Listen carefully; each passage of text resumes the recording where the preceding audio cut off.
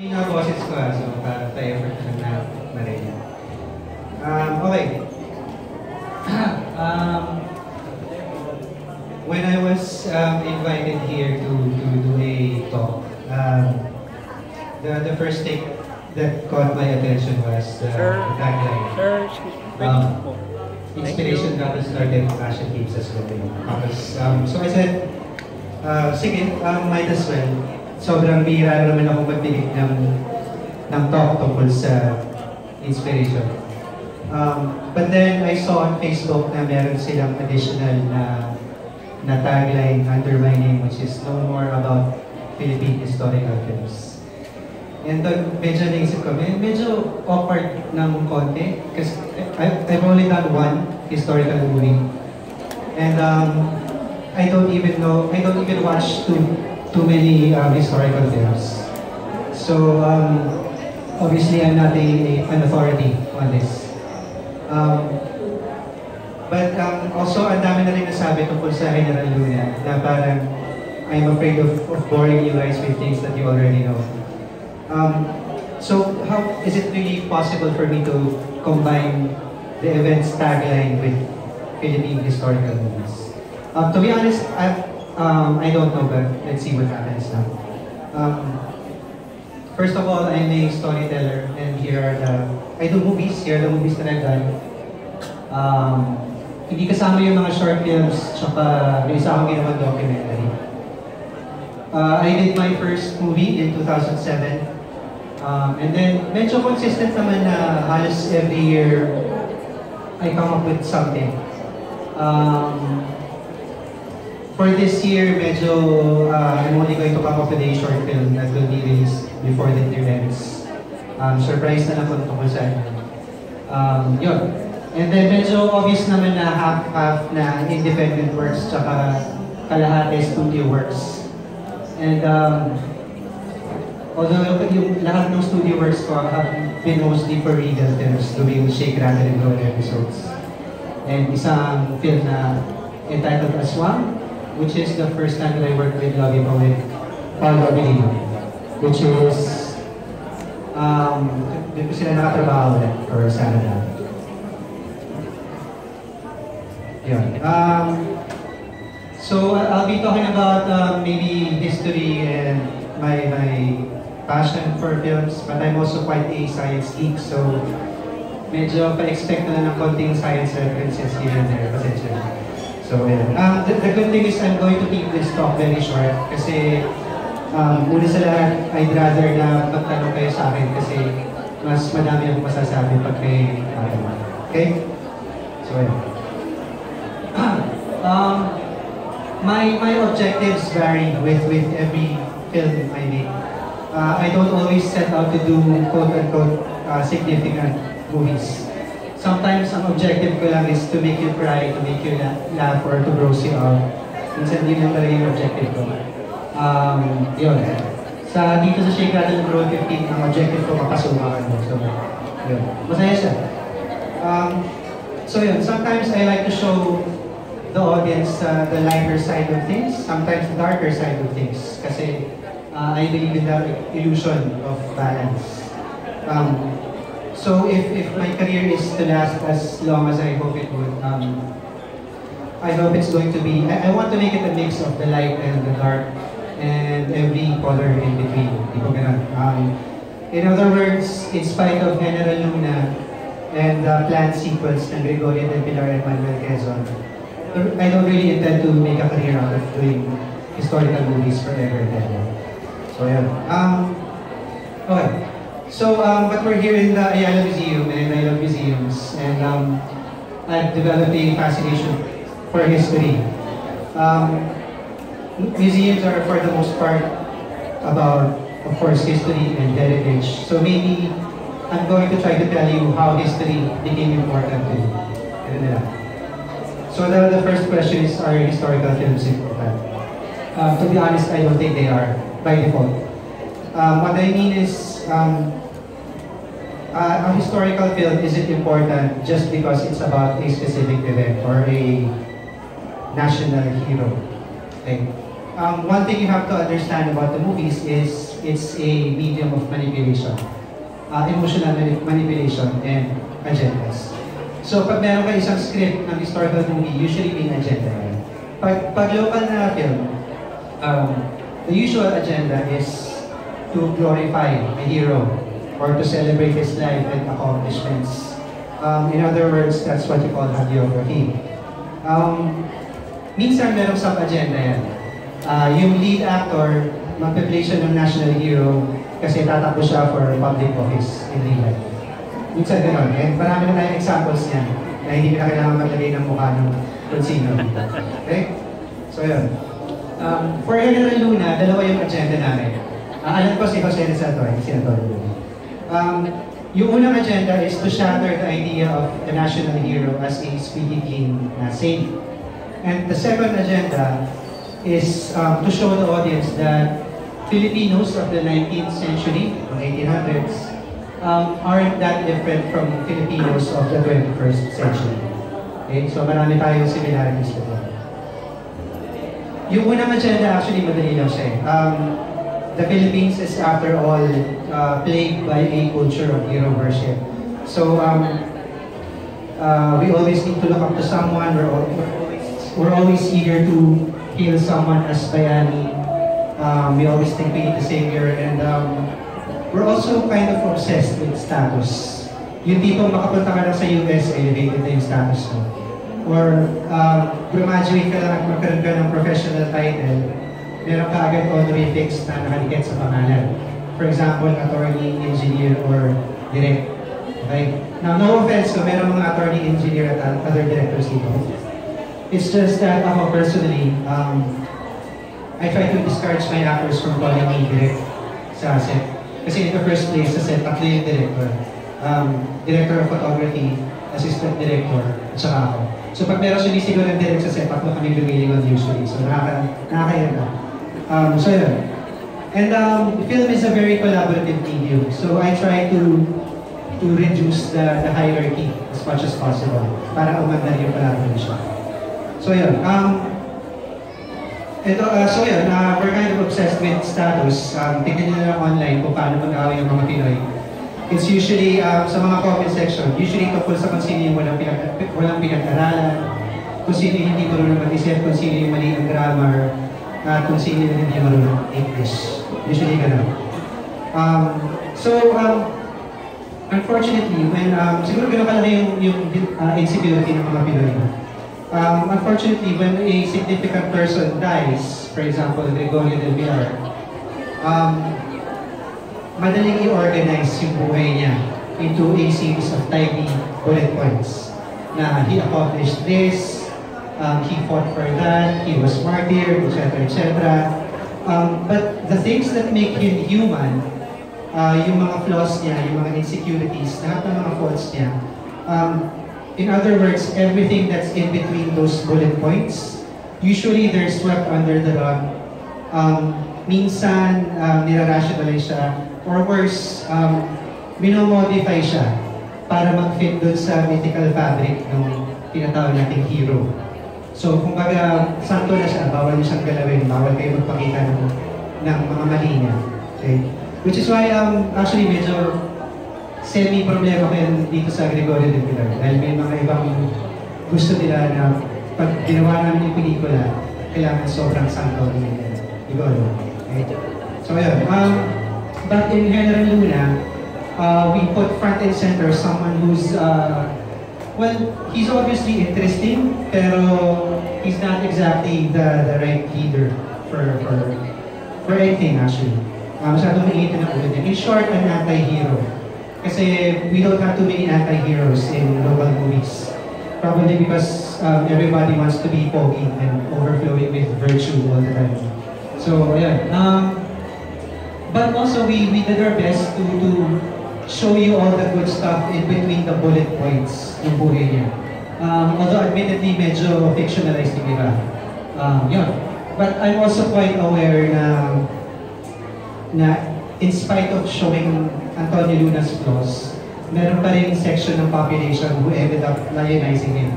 So, naging santo pa rin siya kahit anong gawin namin. And wala namang magagawa. That's quite inevitable considering the Filipino mentality. Yeah. But what mattered was, for the first time on screen, we have a national hero who's not exactly black and white. Na sometimes you're proud of him, sometimes you think he's completely wrong and insane. Which is, I'm sure, meron tayong kilala sa buhay natin na nag-fit yung ganung description. Diba? May at least isang tao sa buhay natin. Thankfully, the whole thing translated to box office success. And sinwerte naman kanila. And nagkaroon ng malaking push on April yung kinalago. Now, the second agenda sa General Luna is what's more important. It's making history relatable. Okay? Now, take a look at some of the dioramas here in Ayala Museum. Nakita niyo naman sa taas. May iba nakikita kasi na. So, yeah, Macario Sakay, First Mass, Death March, Inauguration ni Manuel Quezon. It's very easy to see these things as artifacts, as relics. Something that's removed from you as a Filipino living in the 21st century. Diba? Pero isa sa pinaka-earliest epiphanies ko when I was in college, kung paano ko nagkaroon ng connection with history, was when I saw this movie called Dead Poets Society. Napanood din, anybody here saw Dead Poets?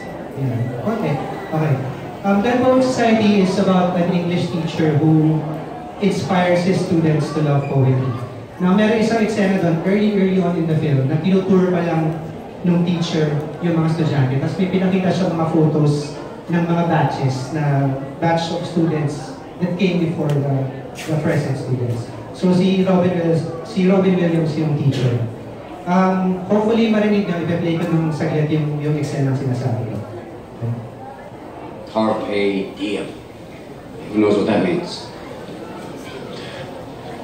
Carpe diem. That seize the day. Very good, Mr. Meeks. Meeks. Another unusual name. Seize the day. Gather ye boast but while ye may. Why does the writer use these lines? Yes, he's in a hurry. No! Ding! Thanks for playing anyway. Because we are food for worms, lads.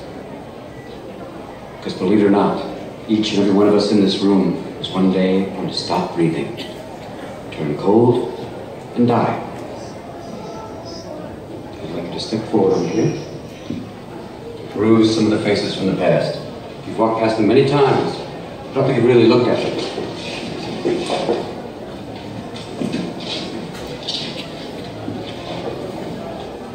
They're not that different from you, are they? Same haircuts, full of hormones, just like you. Invincible, just like you feel. The world is their oyster. They believe they're destined for great things, just like many of you. Their eyes are full of hope, just like you. They wait till it was too late to make from their lives even one iota of what they were capable. Because you see, gentlemen, these boys are now fertilizing daffodils. Okay, so yun. So napanood ko yung eksena nga for the first time. Medyo nabuksan yung isipan ko dun sa idea na the people who came before me aren't really that different from who I am. So yung mga struggles na dinaanan nila, the way they think, it's pretty much the same as how I think today. So yun yung unang naging connection ko with appreciating history. Okay? Now, in the context of our lives on this planet,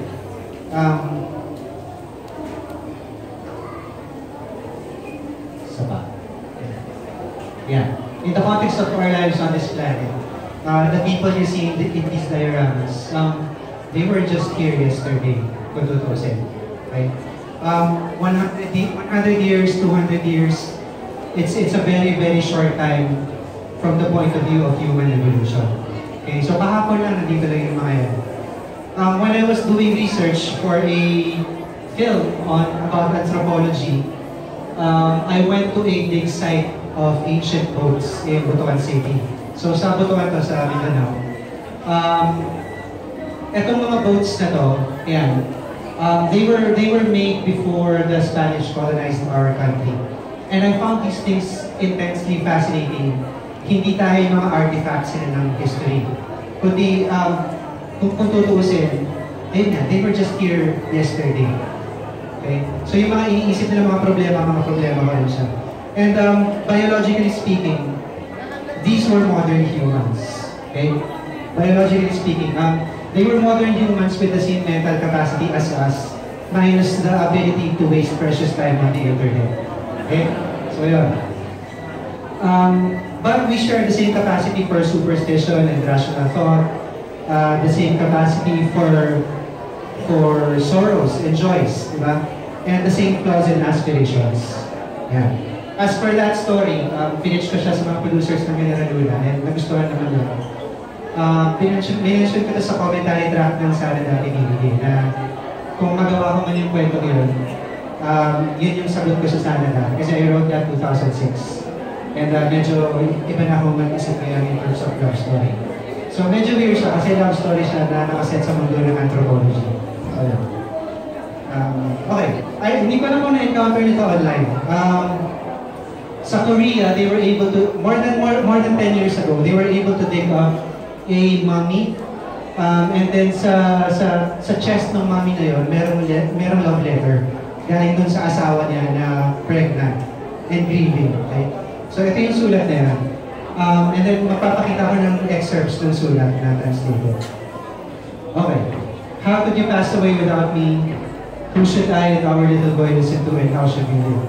Whenever we lay down together, you always told me, dear, do other people cherish and love each other like we do? Are they really like us? How could you leave all that behind? Please take me to where you are. You are just in another place and not in such a deep grief as I am. Please look closely at this letter and come to me, my friends. This could have been written today by someone grieving. But this was written 500 years ago by a grieving wife. So pareho lang siya with people today. Balik sa Pilipinas, isang example lang. Pinapakita ko yung mga ibang books na nabasa ko while being fascinated with history. Yung idea ng Pinoy na migration, hindi siya bagong concept as OFW. As far back as the 1500s, meron mga Pilipino na nag-settle sa Mexico at doon na sila tumira. So meron mga Pinoy settlers sa Mexico and vice versa, may mga Mexicans na nag-settle dito. And at the same time, noong 1700s, merong Filipino settlement sa New Orleans, sa US, in a place called St. Malo. So mga Pinoy nakatira dito. Na-establish nila yung community nila to the point na pagdating ng 1800s, they were able to set up a shrimp business in New Orleans, Manila Village, Louisiana. Okay? So yan. And also, in Manila, dito, noong 1800s, meron mga women laborers known as cigareras, gumagawa sila ng mga cigars. And these women were able to stage strikes and demand for better working conditions. Okay? So itong mga babae ito, alam nila yung power nila. And they were able to exercise that. It's a far cry from the traditional portrait of the Filipino woman as meek and servile, mahin. Okay? So lumalaban itong mga to. And mga astig itong mga to. So, kumbaga yung mga pinaglalaban nila, it's the same thing kapag natin ipaglaban mo. So yes, definitely, mas marami tayong advancements compared sa kanila. But in other fundamental ways, wala tayong pinagkano sa kanila. Okay? So, this is why I think historical films are important. When it tries to say something about the past while connecting the narrative to who we are now, doon siya nagiging importante. Hindi siya nagiging importante dahil buhay ni Emilio Aguinaldo or ni Gregorio de Pilar yung nandun. Okay? Nagiging importante siya kung meron siyang ibig sabihin para sa atin. Ayun. Antonio Luna was active during the Philippine-American War, pero yung insecurities, yung infighting, yung kapihan, our tendency to go blind when you follow someone, our tendency to see things black and white, are pretty much the same today. And it's what we're hoping to do once we get started with Gregorio del Pilar. This is the actual script. I'm co-writing it with Roddy Vera, except di pa ako tapos. Pero yung tema, iba yung tema namin ngayon. This time, the connection that we're trying to make is the idea na back then, we were a very young nation fighting for freedom, but with little insight on how to achieve greatness. And we didn't have much except for our pride. Yung mga leaders natin, they're divided between their principles and their allegiances. And sobrang hilig natin sa entertainment, which is the same thing we did. Okay? And also, alam ko, hihintay nyo na makita yung mukha ni Paolo Avellino. So, okay. In doing all of this, maybe, assuming na ma-pull off namin, maybe the lives of our national heroes can become sources of reflection and enlightenment. Not because of the heroic things that they've done, but because of their flaws and their limitations. And if we succeed in making that connection, hopefully lahat to makakontribute sa cultural growth and cultural evolution. So, yan yung Plan Trilogy. Pagbigyan nyo na yung wishful thinking ko na sana makakompleto yung trilogy ko. Meron na rin kaming, hindi ko muna sasabihin, pero may mga guest na. Okay. So, I love my job, and telling stories is an endless act of creativity and problem solving. Stories are also the most powerful tool for embedding ideas. Alam ito ng mga psychologists. Feelings always win over facts. To the point na medyo disadvantage yan para sa atin. Kasi that's how politicians get our attention, by playing with our feelings. Okay? For example, ang mga tao talaga hindi nila titignan yung facts. They will always consider what they feel about something. So yun yung power ng kwento. Which is exactly what sa US, which is exactly what Donald Trump is doing right now, na playing on the fear of Americans para kumuha ng support. Okay? Kasi ang sinasabi nila, yung crime rate sa US ay sobrang taas na. But the actual data is pababa. So ito yung feelings ng mga Americans, yung dark green. Pero yung actual data, pababa ng crime rate. Okay? So, hindi nakikinig yung tao kasi ang feeling nila tumataas. Wala silang pakialam sa taas. Ito lang ng mga politicians to. Okay? In science, they call this negativity bias. Okay? Sabi sa inyo, may science regression. So yun, ang point lang naman na pinakita ko is, imagine nyo yung mga Pinoy na sobrang emotional nating tao. So madali tayong masway towards certain beliefs using emotion. Awa, kilig, takot, etc. Galit talaga. Okay? But the point is, storytelling is a powerful tool for embedding ideas. And I think the best movies are the ones that try to do both. Na nag-embed siya ng idea, while at the same time, pinaglalaroan yung emotions mo. Okay? So, now, I've said all of these things about history, except my next film isn't history. Hindi siya history now. It's a perverted and essentially baliw na psychological horror movie. Starring Isa Calzado, Ian Veneracion, TJ Mena, Shameen Buentamino, and si Stephanie Sol, isang cast member nito. So, hanapin na lang ako. Yun. So, ginawa ko siya on purpose kasi ayoko mag-pigeonhole sa isang genre. Which is yung nangyari sa akin, dire-diretso akong gumawa ng mga horror movies. Bigla naisip ko na kailangan gumawa ng love story para maiba niya. So, konting mga screenshots lang dun sa pelikula. Medyo malabo ng konti, no? Pero, yung basic premise niya, it's about an actress who's trapped inside a nightmare. Yeah. Okay. And that's it. And since I'm talking about my profession again, balikan na natin saglit yung tagline ngayon nasa sinula. Okay, inspiration got us started, passion keeps us going. Nadaanan ko lang ito ng mabilis in case meron sa inyong may existential crisis tungkol sa career niyo sa arts.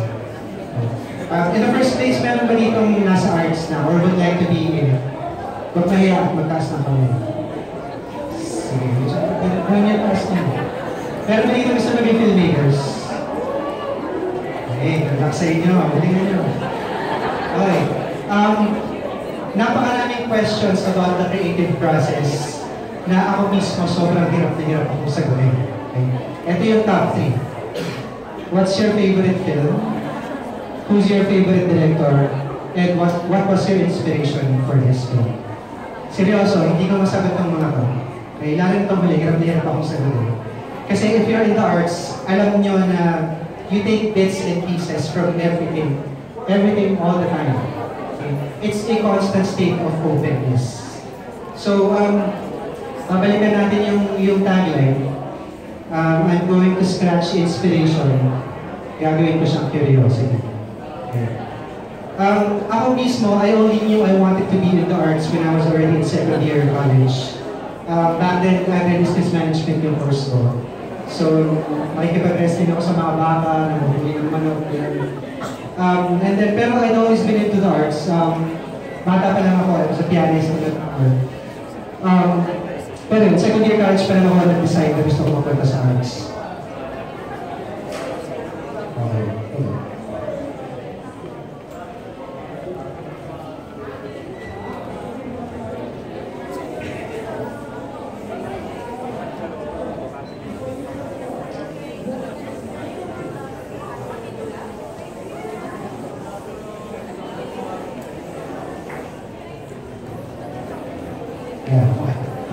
Sorry, wala akong so yun, second year college pa lang ako nag-decide gusto ko mapunta sa arts. But I've always been a very curious kid. Isa sa mga hobbies ko nung bata ako, ganito ako ka-nerd ng bata ako. Ang hobby ko actually was reading page by page, volume by volume, yung buong encyclopedia namin sa bahay, from A to Z. So, seryoso, ganito ako ka-nerd, kasi lahat pinasa ko siya. And when I was mga bandang grade 6, I think, I was also into detective stories all the time. So, lahat ng mga Nancy Drew na libro binasa ko. Hindi ko lang alam yung Nancy Drew. Alam niyo naman yung Nancy Drew. So, around that time, may rivalry between Nancy Drew and Hardy Boys. Pero mas Nancy Drew ako kasi mas underdog siya. Dahil sa books, mag-isa lang siya na babae. Yung Hardy Boys, dalawang lalaki sila. So, mas astig itong si Nancy Drew. So, ayun. And then, nung high school ako, binasa ko lahat ng Anna Dredge na Sherlock Holmes na short stories. And then, when I shifted to music, I went straight to experimental music kasi sobrang fascinated ako with trying new things. And ano yung tulog kung maglagay ako ng 50 alarm clocks dyan sa audience at isa-isa ko silang buksan. So, I've always been very, very curious. So, if you're in the arts, ganun siya. It's a constant state of openness and curiosity. Okay? And it's all about remaining open to everything and always asking yung mga what if na questions. And always answering with I don't know, but let's see what happens. Okay? Which in many ways is actually a very scientific way of thinking. So between yung arts and science, may parallel sila. And then balik tayo sa tagline. I'm going to scratch passion, papalitan ko siya with resilience. And dadagdagan ko siya ng face, desire to be useful. Okay. So resilience muna tayo. Alam niyo yung mabilis kang bumangon, kahit ilang beses ka nang masaktan, paulit-ulit. Yun yung resilience. Pero pag pabalik-balik ka dun sa source ng sakit, patangahan niyo. Ang resilience is moving on and growing from your experience. Okay? So, a lot of people see General Yulia as an achievement, and I'm very grateful for that. But I see it as one good thing that overshadows many of the bad things that I've done sa career ko. Okay?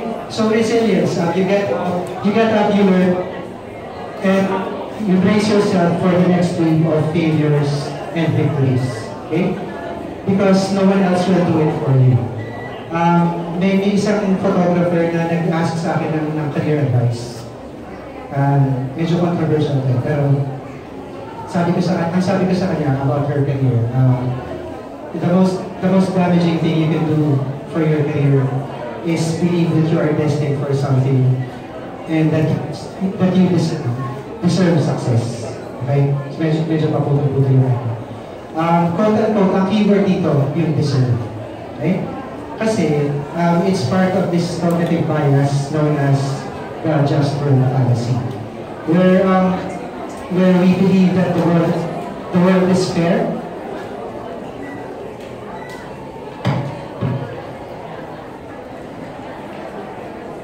Okay.